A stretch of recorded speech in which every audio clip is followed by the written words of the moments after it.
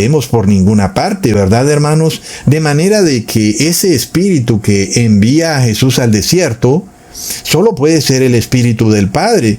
Y eso ahora sí tiene toda la lógica, porque Jesús está sometido a la autoridad del Padre.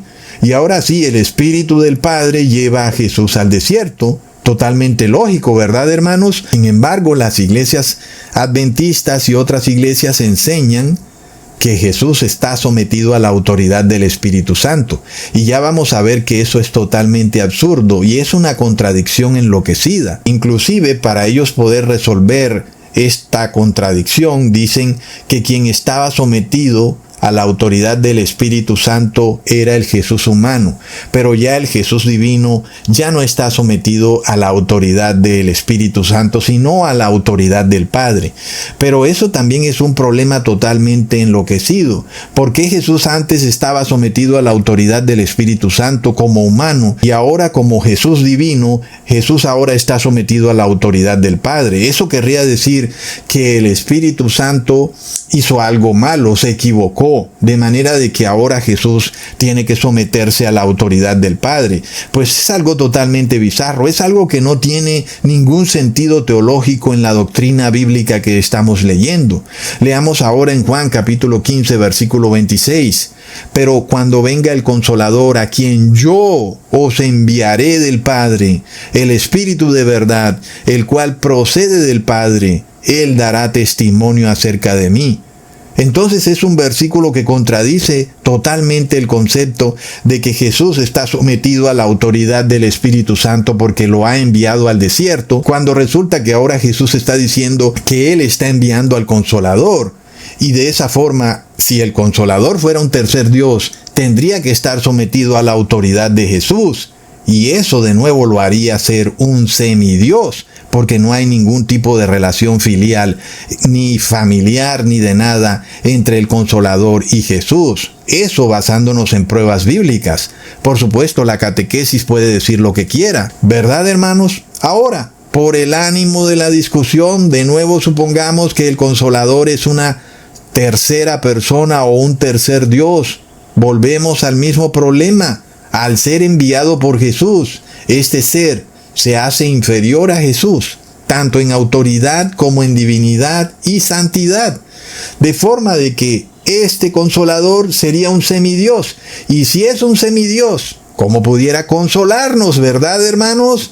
Pues ya vemos que en el cielo los seres que son inferiores a Jesús son los ángeles. Y los ángeles no pueden consolarnos como se nos quiere hacer creer con la narrativa de este ángel Miguel que derrota al demonio. Y por supuesto que eso sería una gran consolación.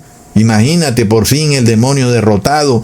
Pues no, eso no puede ocurrir porque no tiene la santidad necesaria para derrotar al demonio. Ahora, como ya probamos que el Hijo es inferior al Padre en autoridad, pero no en divinidad ni santidad, debido a que es hijo engendrado del Padre. Y eso es lo que hace la diferencia del por qué Jesús se somete a la autoridad del Padre, pero eso no lo hace a Él un semidios. En este caso, algunos quieren establecer una similitud porque dicen que la familia humana fue creada a la imagen de la familia divina, que en parte es cierto, pero lo tuercen, y entonces dicen que así como el Padre, la Madre y el Hijo son la familia humana, el Padre, el Espíritu Santo y el Hijo serían la familia divina. Eso es una torcedura de las Escrituras, porque la familia humana que fue creada a imagen y semejanza de la divinidad fue Adán y Eva, y Adán representa al Padre y Eva representa a Jesús, solo dos. Ahora ellos dicen no, aquí tenemos es Padre, Madre e Hijo. En este caso, pues el Hijo está sometido a la autoridad del Padre y la esposa en una familia humana, por lo menos hace 100 años, estaba sometida a la autoridad del esposo. Sin embargo, todos son igualmente humanos, son iguales en inteligencia, iguales en todo lo que pueden hacer, pero tanto esposa como hijo están sometidos a la autoridad del Padre. De esta manera, estos pastores pretenden tratar de cuadrar el hecho de que el Espíritu Santo está sometido a la autoridad del Padre y de alguna manera eso lo hace ser un semidios. Pero para ellos tratar de explicar un momento, no, él no es un semidios porque es como una esposa sometida a su marido y eso no la hace a ella un ser inferior a su marido. Es la doctrina que enseñan estas iglesias evangélicas para tratar de justificar que el Espíritu Santo, como se nos revela, es enviado del Padre y por tanto está sometido a la autoridad del Padre. En este caso, el Espíritu Santo sería algo así como una esposa y Jesús sería el Hijo del Padre. Y de esa forma ellos tratan de demostrar que no solo Jesús tiene la misma sustancia del Padre, sino que también la esposa tiene la misma sustancia del esposo. Y por eso ni Jesús ni el Espíritu Santo son semidioses, ni tampoco son menores en divinidad ni santidad. Pero ojo con este sofisma, que es bastante curioso, porque nosotros sí estamos de acuerdo con que el Hijo está sometido a la autoridad del Padre por ser hijo, y eso no lo reduce a ser un semidios. Esto está probado, ya leímos la voz que se escuchó desde el cielo. Este es mi Hijo amado, a él escuchad. Pero que alguien me diga donde el Padre ha dicho, esta es mi esposa, el Espíritu Santo, a él escuchad. Tal situación nunca jamás ocurrió en la Biblia y es totalmente bizarra, ¿verdad, hermanos?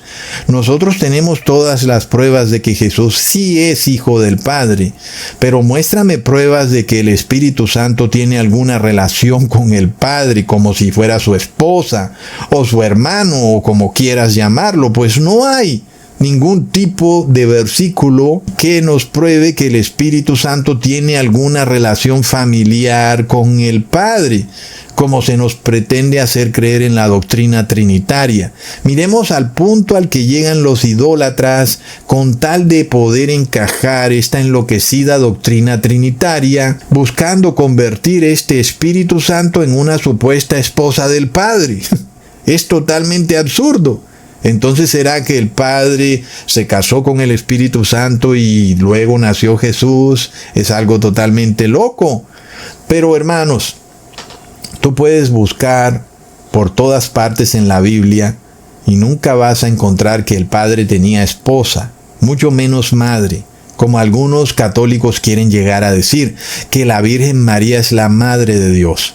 Con lo que hemos aprendido en este video, ese concepto se derrumba de un tajo. Son conceptos totalmente ridículos o faltos de lógica cuando tú entiendes que debido a que la Virgen María está sometida a la autoridad del Padre, pues ella no puede tener ni la misma sustancia, ni la misma divinidad, ni la misma santidad del Padre, de manera que es absurdo que el Padre se case con la Virgen María en el cielo y eso haya dado luz a Jesús, porque la Virgen María sería un semidios y entonces eso querría decir que el Padre se casó con un semidios. Es algo así como que un ser humano se case con un animal, un ser inferior al ser humano. No tiene ninguna lógica. Y si así fuera el caso, entonces Jesús también tendría que ser un semidios porque ha sido engendrado por la Virgen María. Si fuera cierto que ella es la Madre de Dios, como quieren decir los católicos, pues ya vemos que el concepto es absurdo. Dios no puede tener madre, porque ya vemos que Dios es la autoridad absoluta. Nadie puede estar por encima de la autoridad del Padre. Y solo Jesús está sometido a su autoridad y no pierde su divinidad ni su santidad porque es hijo del Padre. Y para de contar. Ahora yo pregunto, ¿he dicho alguna herejía? Porque todas estas cosas son nuevas para alguien que viene de una religión cristiana en apostasía, que repite los mismos versículos en sus congregaciones y no analizan nada de lo que leen. ¿Verdad, hermanos? Pues yo no he dicho ninguna herejía cuando digo que todo ser que sea menor al Padre es menor en divinidad y santidad. Lo vemos, hermanos, leamos en Isaías capítulo 6, versículo 2. Por encima de él había serafines, cada uno tenía 6 alas, con 2 cubrían sus rostros, con 2 cubrían sus pies, y con 2 volaban.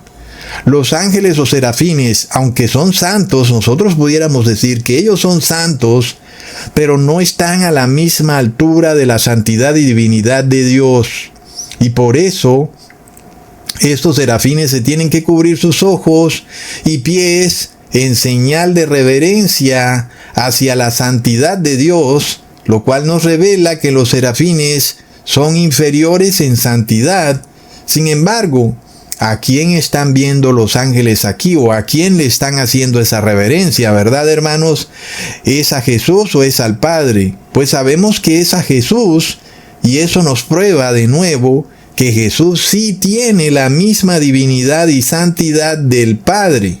Ahora alguien dirá, Ecusatón, ¿cómo me pruebas tú que aquí vieron los serafines a Jesús y no al Padre? Recordemos que esta es una visión que tiene el profeta Isaías, y Jesús dice en Juan capítulo 12, versículo 39 al 41, por esto no podían creer, porque también dijo Isaías, cegó los ojos de ellos y endureció su corazón, para que no vean con los ojos y entiendan con el corazón y se conviertan y yo los sane. Isaías dijo esto cuando vio su gloria y habló acerca de él. Probado queda entonces que a quien vieron los serafines era a Jesús, y su gloria y santidad era tal que los serafines cubrían sus rostros. De manera que he probado que los ángeles, al ser enviados de Dios, no tienen la misma divinidad y santidad de Dios, por lo cual se cumple que el enviado no es mayor que el que lo envía. Pero ahora, con relación al Consolador, si éste fuera un tercer Dios, tendría que ser un ser menor en santidad y divinidad al Padre. ¿Por qué? Porque es enviado por el Padre. Y también tendría que ser un ser menor en santidad y divinidad a Jesús, porque ya leímos que también Jesús envía al Consolador. Y si ese fuera el caso, el Consolador solo podría ser un ángel. Pero como es obvio que el Consolador no puede ser un ángel, la única posible opción es que el Consolador es Jesús. Es el único que puede ser enviado del Padre o enviado de Jesús sin ser un semidios por su relación filial con el Padre. Lo vemos, hermanos, pero miremos esto otro.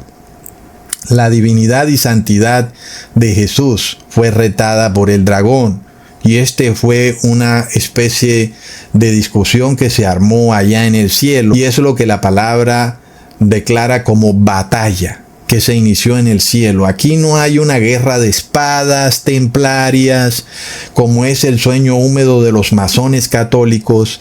Aquí lo que hay es un debate verbal. Aquí no hay violencia.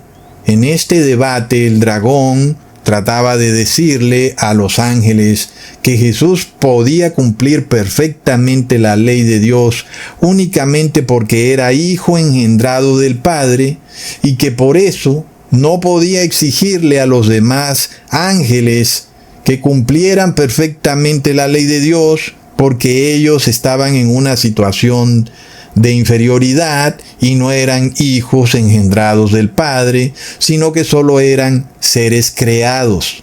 Esta es